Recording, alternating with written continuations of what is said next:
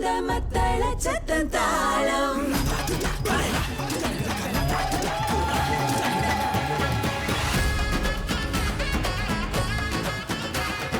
நெஞ்சும் துடித்திடும் அந்த சத்தத்தில் தாளம் முரசு கொட்டும் அந்த மத்தள சத்தம் தாளம். வணக்கம், தாளம் நிகழ்ச்சியில் உங்களை மீண்டும் சந்திக்கிறோம். நான் திவ்யசாலினி. And I am Rishi Varman. It is our pleasure to be hosting this unique show that brings our Indian community closer. தாளம் என்றும் நம் சமூகத்தின் உறவு பாலம். Let's take a quick look at what we have in store for you in today's episode. மறதி சிந்திக்க வைக்கும் படைப்பு. A special charity concert. மாணவர்களுக்கான அறிவான யுத்தம். ரிஷி, உங்களின் ஞாபக ஆற்றல் எப்படி? I would say I can remember most things without much of an issue, but there are certain times I've forgotten certain things as well. அன்றாட வாழ்க்கையில் மறதி நீக்கமர அனைவரின் வாழ்க்கையிலும் இடம்பெற்றிருக்கிறது. சாவி எங்கே வைத்தோம், கைபேசி எங்கே, நீண்ட நாட்களுக்கு பிறகு சந்திக்கும் நண்பரின் பெயர் என்ன, இப்படி மறதி நம்மை சுற்றி வட்டமிட்டு கொண்டிருக்கிறது. Memory is the mind's ability to store and recall information, such as experiences, emotions, traditions, and knowledge. Forgetfulness occurs when the information starts to fade, or it becomes harder to retrieve. சாதாரணமாக ஏற்படும் மறதிக்கும் அளவுக்கு அதிகமாக ஏற்படும் மறதிக்கும் வேறுபாடுகள் இருக்கின்றன. இந்த மறதியை மையமாக வைத்து இசை கலந்து ஒரு கதை தயாரிக்கப்பட்டு அது மேடையில் அரங்கேற்றப்பட்டது. Art connects us. More than just the performance, this production champions the arts as a catalyst for human connection. It brings the community together through shared stories and real conversations. மறதியை பற்றிய கதை வாருங்கள் பார்க்கலாம்.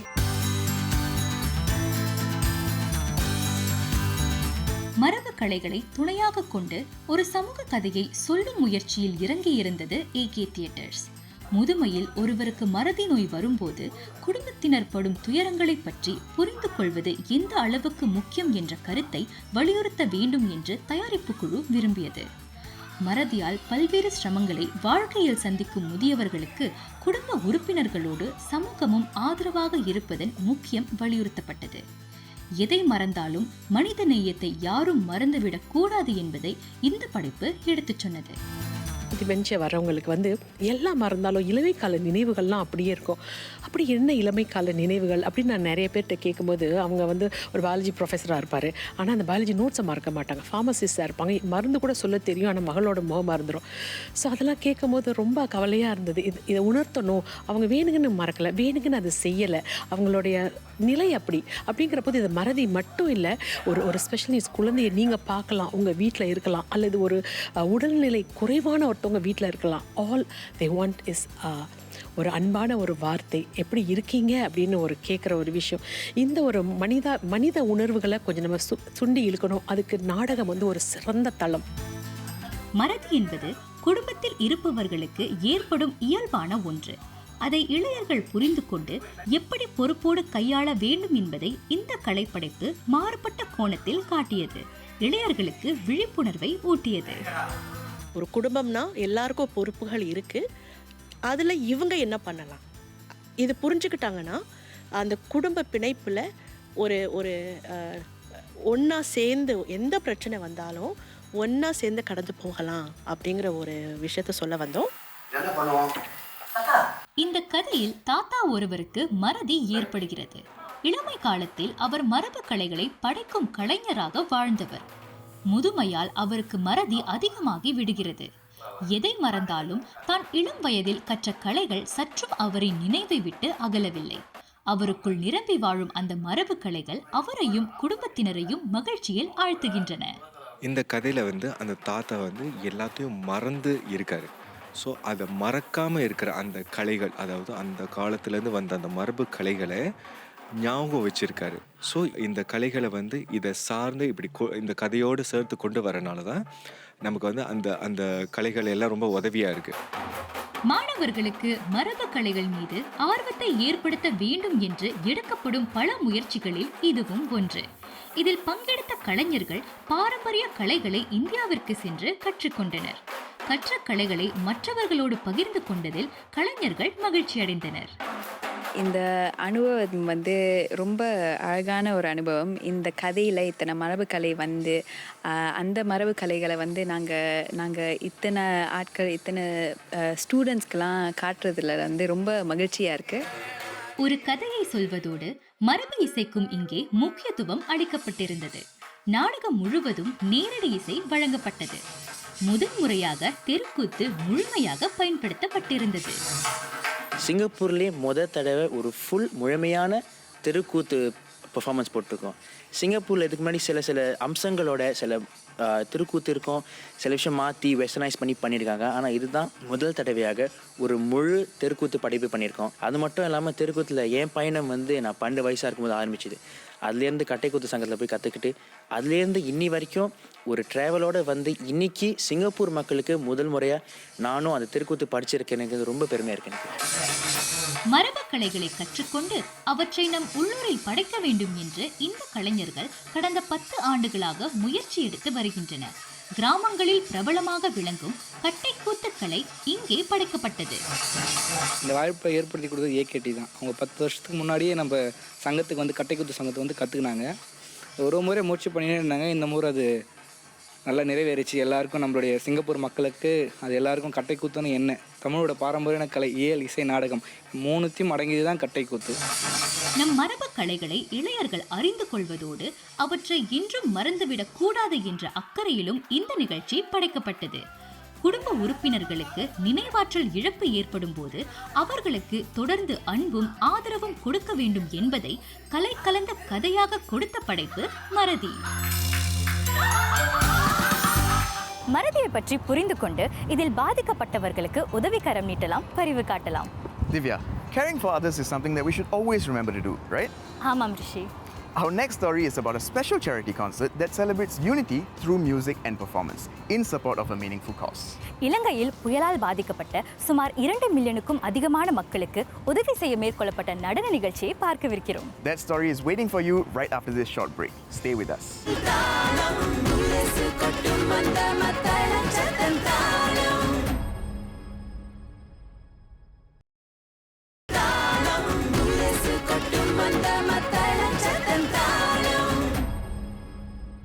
இயற்கை பேரிடர்கள் பல நாடுகளை பாதிக்கின்றன. கடந்த ஆண்டு நவம்பர் 28ஆம் தேதி தித்வா என்ற புயல் இலங்கையை புரட்டி போட்டது. இதில் சுமார் 2.3 மில்லியன் பேர் பாதிக்கப்பட்டனர். Cyclone Ditwa, which left Sri Lanka in late November 2025, has inflicted extreme destruction across the country. Many major infrastructures such as roads, bridges and houses have been severely damaged, while agricultural livelihoods have been disrupted. இதைத் தொடர்ந்து உலக நாடுகள் பல இலங்கைக்கு உதவி வருகின்றனர். Singapore அதன் பங்கிற்கு நிதி திரட்டும் நிகழ்ச்சியை நடத்தியது. பல இன சமூகங்கள் ஒன்று சேர்ந்து இதை நடத்தின. Charity dance events like these show that small actions, when done together, can bring about big change. By blending creativity with compassion, they not only raise funds, but also awareness, unity and hope. இலங்கை வெள்ள நிவாரணத்திற்கு நடத்தப்பட்ட நடன நிகழ்ச்சியை பார்க்கலாம் பாருங்கள்.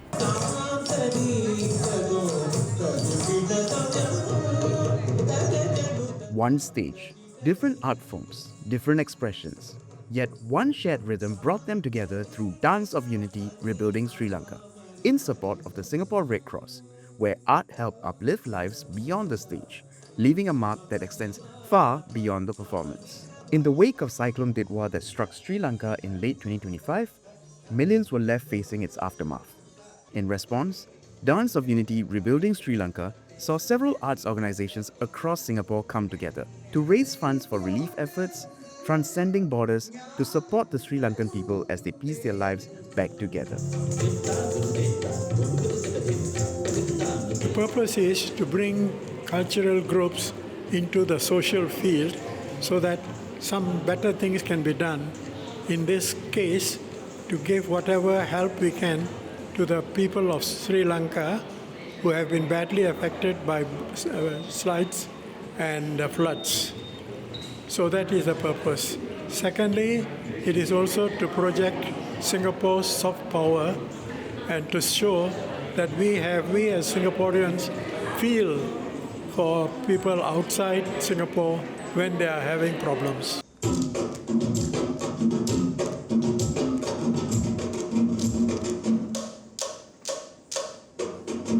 At the forefront of these relief efforts, the Singapore Red Cross has been delivering essential aid, from food and clean water to emergency supplies and shelter support.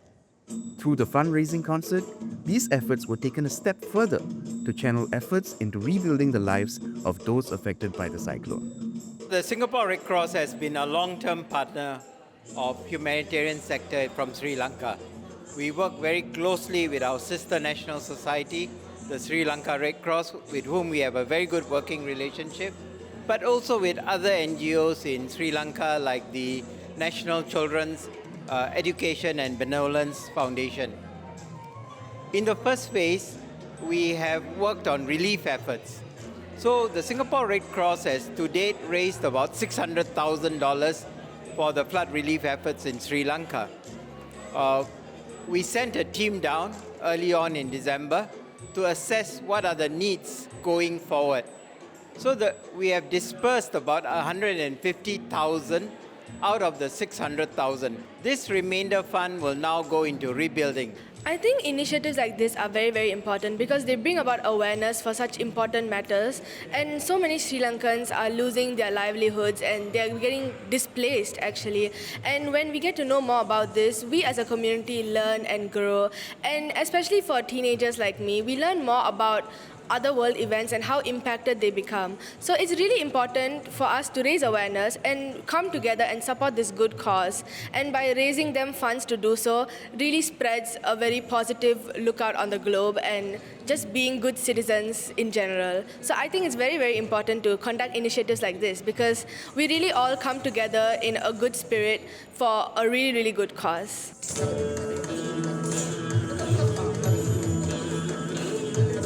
From this sense of mutual purpose, the stage came alive with a tapestry of cultures. Dancers from across Singapore came together with one intent, using their craft to give back to those in need, standing united in a powerful show of solidarity expressed via the universal language of art. I was very thrilled when I realized I was going to perform for this charity show, and it also created a sense of awareness for me. There's a lot of children out there who don't even have a pen to write with, and this shows me that I am very blessed to have a lot of things in my life, and this creates a meaningful impact.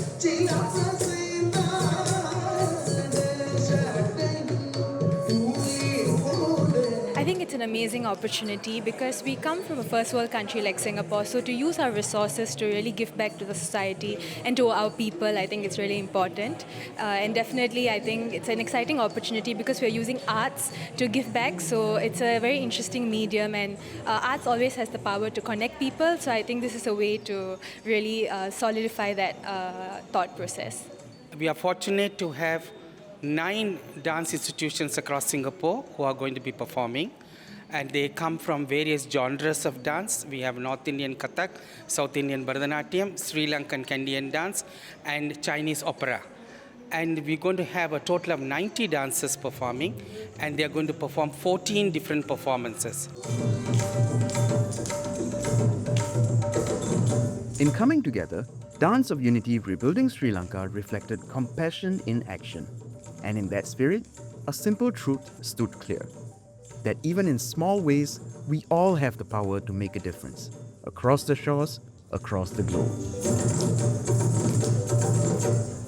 நல்ல காரியங்களை செய்யும்போது நம் சமூகத்தில் இருக்கும் அனைவரும் ஒன்று சேர்ந்து ஒத்துழைப்பதை பார்க்க மகிழ்ச்சியாக இருக்கிறது. Collaboration allows communities to pool together financial, human, and intellectual resources, achieving a scale of change that is impossible in isolation. நமது அடுத்த கதை மாணவர்களை பற்றியது. அவர்கள் மேற்கொண்ட யுத்தத்தை பற்றி தெரிந்து கொள்ள போகிறோம். A fun and exciting story coming right after this break. Stay with us.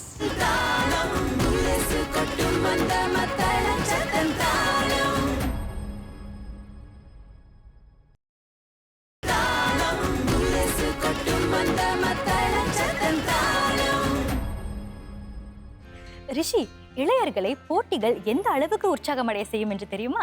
Yes, I think so, Divya. Many young people today tend to be more competitive, but it's not because they naturally want more conflict or pressure.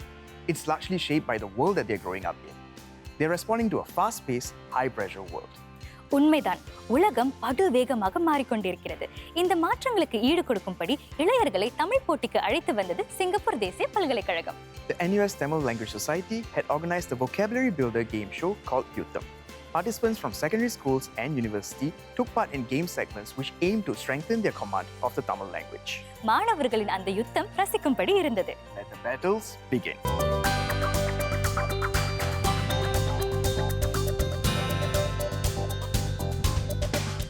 புலவர் தமிழ் மொழி நிலையத்தில் உயர்நிலை பள்ளி உயர்கல்வி நிலைய மாணவர்கள் அனைவரும் உற்சாகத்தோடு கலந்து கொண்ட யுத்தம் இது. சிங்கப்பூர் தேசிய பல்கலைக்கழகத்தின் தமிழ் பேரவை மாணவர்களுக்கென ஆண்டுதோறும் இந்த போட்டியை நடத்தி வருகிறது. மாணவர்களுக்கு தமிழ் மீது ஆர்வத்தை ஏற்படுத்த வேண்டும் என்ற நோக்கத்தோடு நடத்தப்படும் இந்த விளையாட்டுப் போட்டி மாணவர்களிடம் பிரபலமாக இருக்கிறது. யுத்தம் மகிழ்ச்சியான சூழலில் மாணவர்களை தமிழில் பேசவும் சிந்திக்கவும் தூண்டியது. யுத்தத்துடைய முக்கிய நோக்கமே என்னன்னா தமிழை விளையாட்டுகள் மூலமாக கொண்டு செல்லணும் அப்படின்னு. பொதுவாக போட்டின்னு சொன்னால் அது பேச்சு போட்டியாக இருக்கும், இல்லை விவாதமாக இருக்கும்.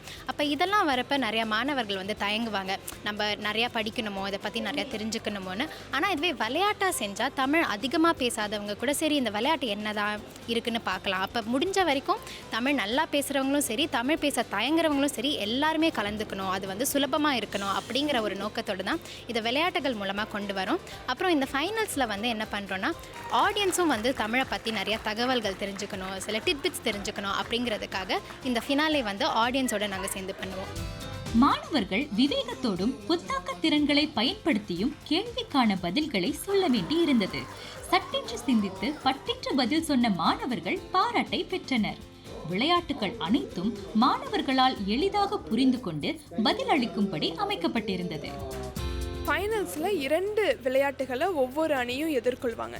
உதாரணத்துக்கு ஒரு விளையாட்டு தமிழ் பாடலோட ஆங்கில வரிகளை கொடுத்துட்டா ஆங்கில வரிகளை வச்சு அந்த தமிழ் பாடல் என்ன அப்படின்னு கண்டுபிடிக்கிறது ஒரு விளையாட்டு. இன்னொன்று மரபு சார்ந்த, இப்போ ஃபார் எக்ஸாம்பிள் கேட்டகரிஸ் கொடுத்துருவோம். உணவு, பிரபலமான நபர்கள், கலை, கலாச்சாரம், அந்த மாதிரி கேட்டகரிஸில் அவங்களுக்கு தேவையான புள்ளிகளுக்கு ஏற்றவாறு கேள்வியை தேர்ந்தெடுத்து அந்த கேள்விக்கான பதிலை அவங்க சொல்லலாம். இந்த மாதிரி மரபு கலாச்சாரம் சார்ந்த கேள்விகள், இலக்கியம் சார்ந்த கேள்விகளை பார்ட்டிசிபென்ட்ஸ் எதிர்கொள்வாங்க. இது விளையாட்டு போட்டித்தான் என்றாலும் அதில் கலந்து கொண்டவர்கள் அதை விளையாட்டாக எடுத்துக்கொள்ளவில்லை. போதுமான தயாரிப்புகளை செய்து கொண்டு தான் அவர்கள் போட்டிக்கு வந்திருந்தனர். இங்கே இலக்கியம், இலக்கணம் தவிர தற்காலத்திற்கு ஏற்றபடி மாணவர்கள் ஈடுபாடு காட்டும் திரைப்படம் பற்றிய கேள்விகளும் சேர்க்கப்பட்டிருந்தன. எப்போதுமே கேம்ஸை முன்னாடியே சொல்ல மாட்டாங்க. நம்ம எப்போ இங்கே வரோமோ அப்போ தான் விளையாட்டுக்களை நமக்கு சொல்லி புரிய வைப்பாங்க. இங்கே வந்தபோது எங்களுக்கு கொஞ்சம் ஆச்சரியமாக இருந்துச்சு. ஆனால் அதுக்கு சொன்ன பிறகு நாங்கள் பின்னால் போய் தயார் செஞ்சுக்கிட்டோம். நாங்கள் என்னென்ன இதுக்கு தயார் செய்யலாமோ அதெல்லாம் தயார் செஞ்சுக்கிட்டோம். அப்புறம் ஜொப்படி கேமில் கடைசியில் எந்தெந்த புள்ளிகளுக்கு எந்தெந்த கேட்டகரிஸுங்கிறத அங்கே உட்காந்து மேடையில் உட்காந்துருக்கும் போது தான் எங்களுக்கே தெரியும். ஸோ அதை பார்த்தோன்னே எங்களுக்கு கொஞ்சம் ரிலீஃபாக இருந்துச்சு. பிகாஸ் அது எங்களுக்கு கொஞ்சம் தெரிஞ்சது தான். மாணவர்களிடம் குழு உணர்வு இருந்தால்தான் யுத்தத்தில் வெற்றி பெற முடியும். இந்த போட்டியில் எப்படியும் முதல் நிலையை பிடிக்க வேண்டும் என்று கலந்து கொள்ள வந்திருந்த அத்தனை குழுக்களும் தீவிர முயற்சியில் ஈடுபட்டிருந்தன. தமிழ் இலக்கியங்களை பற்றியும் திரைப்பட செய்திகள், பாடல்கள் பற்றியும் மாணவர்கள் தெரிந்து வைத்திருந்தனர். குழு உணர்வு கண்டிப்பாக. ஏன்னா நம்ம தினமும் பேசுகிற தமிழை வச்சு தான் இந்த எல்லா விளையாட்டுமே சார்ந்திருக்கு. ஆனால் தமிழை இப்படியும் சோதிக்க முடியுமா அப்படிங்கிறத நம்ம இங்கே தான் கற்றுக்குறோம். அதனால் எதுவுமே நம்மளால் முன்கூட்டியே யூகித்து அதை யோசித்து வச்சுட்டு நம்மளால் விளையாட முடியாது. எல்லாமே இங்கே அந்த நேரத்தில் நம்மளுக்கு என்ன தோணுதோ அதை வச்சு விளையாடுறது தான். அதுக்கு முதல்ல நீங்கள் 3 பேரும் குழுவில் இருக்க 3 பேரும் ஒரே மாதிரி சிந்தனையில் இருந்தால் தான் அது உங்களால் முடியும். ஆகையால் நம்ம கேம் என்ன அப்படிங்கிறத முன்னாடியே யோசிக்க முடியலை. என்னன்னாலும் என்னென்ன யுத்தியை பயன்படுத்தலாம், இந்த மாதிரி விளையாட்டு இந்த மாதிரி நம்ம யோசிக்கலாம், இல்லை எப்படி இதை மற்றவங்களை விட நம்ம ஒரு படி முன்னாடி சிந்திக்கலாம் அப்படிங்கிறத முன்னாடியே பேசி வச்சுக்கிறது ரொம்ப முக்கியம் குழுக்குள்ளே. இது ஒன்று. மற்றும் அந்த நேரத்தில் சிந்திப்பது, சிந்திப்பு திறன் ரொம்ப முக்கியமானது என்று நான் நினைக்கிறேன் யுத்தம் பொறுத்த வரைக்கும். மாணவர்கள் தமிழை ஒரு சுமையாக கருதாமல் அதை ஒரு சுவையான மொழியாக எடுத்துக்கொள்ள இது போன்ற போட்டிகள் உதவி வருகின்றன. தமிழை உல்லாசமாகவும் உற்சாகத்தோடும் பயன்படுத்தலாம் என்பதை உணர்ந்த மாணவர்கள் துணிந்து கேள்விகளுக்கு பதில் சொல்லி புள்ளிகளை அள்ளினர். இந்த போட்டியினால தான் இது இன்னும் படிக்கணும், வெற்றி பெறணும், அந்த ஒரு ஊக்குவிப்பு இருந்துச்சு. இந்த போட்டி அது நல்லா தந்துச்சு. அதனால தான் தமிழை பற்றி இன்னும் தெரிஞ்சுக்கிற ஒரு வாய்ப்பு இந்த போட்டி தந்துச்சு. இந்த மாதிரி போட்டிகள் தமிழ் சோதிக்கப்படும் போது ரொம்ப கஷ்டமாலாம் இல்லை. சில வாட்டி ரொம்ப சுவாரஸ்யமாக இருக்கும், ரொம்ப விளையாட்டுத்தனமாக கூட இருக்கலான்னு அது இந்த போட்டி காட்டுகிறது. அதனால் அதில் இன்னும் ஈடுபடுறதுக்கு எங்களை மாதிரி தலைமுறையினருக்கு இன்னும் ஒரு ஆர்வமாக இருக்கும்னு நான் நினைக்கிறேன். கடந்த ஆண்டை விட இந்த ஆண்டு போட்டியில் 2 மடங்கு அதிகமான போட்டியாளர்கள் கலந்து கொண்டனர். எப்போதும் தமிழில் பேசி பழகும் நண்பர்கள் அதை சாதகமாக பயன்படுத்தி கொண்டு இந்த போட்டிக்கு வந்திருந்தனர். நானும் என்னோட தோழியும் வந்து வெவ்வேறு பல்கலைக்கழகம்னாலையும் எங்களோட கூட இந்த குழு உறுப்பினர் வந்து எங்களுக்கு வந்து முன்னாடியே தெரிந்தவர்னாலையும் எங்கள் 3 பேருக்கும் தமிழ் மேலே ஒரு பெரிய பற்று இருக்குது. அந்த பற்றும் எங்கள் நட்பும் வந்து எங்கள் 3 பேரும் ஒன்றா கொண்டு வந்து இந்த விளையாட்டில் வந்து ஈடுபடுறதுக்கான ஒரு வாய்ப்பை வந்து நாங்கள் பயன்படுத்திக்கிட்டோம். தேர்வுகளுக்காக மாணவர்கள் தங்களை தயார் செய்து கொள்வதையும் தாண்டி விரிவான தமிழ் கற்றலை இந்த போட்டி ஊக்குவித்தது. பல தமிழ் புத்தகங்களையும் மாணவர்கள் படிக்க வேண்டி இருந்தது. தமிழ் நம் அடையாளம், அதை நாம் என்றும் மறந்துவிடக் கூடாது என்பதை மாணவர்கள் உணர்ந்தனர். தமிழ் நம்மளோட அடையாளம், அதை மட்டும் அவங்க உணரணும். வீட்டில் தமிழ் பேசணும், தமிழ் நண்பர்கள் இருக்கும்போது தமிழில் தான் பேசணும். ஆங்கிலத்தில் தான் பெரும்பாலும் அவங்களாம் பேசுகிறாங்க. அதை விட்டுட்டு முதல்ல தமிழில் பேச ஆரம்பித்தாலே தமிழோட அருமை அவங்களுக்கு புரியும். தமிழை இளையர்களிடம் கொண்டு சேர்க்க இளையர்களே நடத்திய இந்த போட்டி ஒவ்வொரு ஆண்டும் தனித்துவத்தை பெற்று வருகிறது. தமிழை நாளும் வாழும் மொழியாக செய்யும் பொறுப்பை இளையர்கள் ஏற்றுக்கொண்டிருப்பதையும் தமிழ் என்றுமே இனிய மொழிதான் என்பதையும் எடுத்துச் சொன்னது யுத்தம். பயனுள்ள பல நல்ல கதைகளை பார்த்தோம். இன்றைய நிகழ்ச்சியின் நிறைவை எட்டியிருக்கிறோம். If you have any interesting community events, feel free to write into us to the email shown on the screen. நமது சமூகம் உள்ளூரில் மட்டுமின்றி உலகத்தை பற்றியும் அக்கறை காட்டுகிறது என்பதை இன்றைய நிகழ்ச்சியின் மூலம் தெரிந்து கொள்ள முடிந்தது. Caring for others creates a culture of kindness and responsibility. It reminds us that humanity is shared regardless of borders. அந்த சிந்தனையோடு இன்று விடைபெறுவோம். Thank you for staying with us. Till we meet again, this is Divya, ரிஷி, இது தாளம் Indian beat. நெஞ்சம் துடித்திடும் அந்த சத்தத்தில் தாளம் முரசு கொட்டும் அந்த மத்தள சத்தம் தாளம்